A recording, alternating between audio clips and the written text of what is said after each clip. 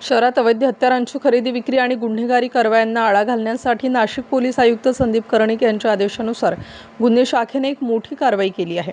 गुन्हे शाखा युनिट 1च्या पथकाने पंचवटी आणि सातपूर परिसरातील रेकॉर्डवरील 3 अट्टल गुन्हेगारांना बेड्या ठोकल्या असून त्यांच्याकडून 3 गावठी कट्टे, देशी बनावटीचे पिस्तूल आणि 4 जिवंत काडतुसे जप्त केले आहेत।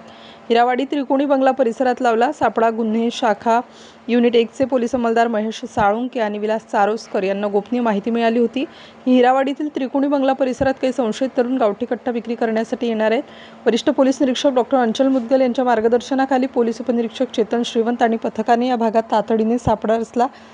चौकशीतून उघड झाले रॅकेट। 3 जण ताब्यात। संशयितरित्या फिरणाऱ्या 2 इसमांना ताब्यात घेऊन झडती घेतली असता त्यांच्याकडे शस्त्रे मिळून आली।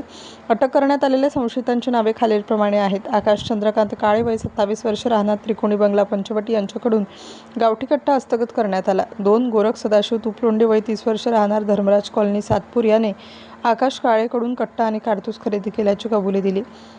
रोहित निलेश नेवारे, वय 21 वर्ष, राहणार शरणपूर रोड, नाशिक, आकाश काळेने यालाही एक गावठी कट्टा विकला होता। पोलिसांनी त्यालाही तातडीने ताब्यात घेतले।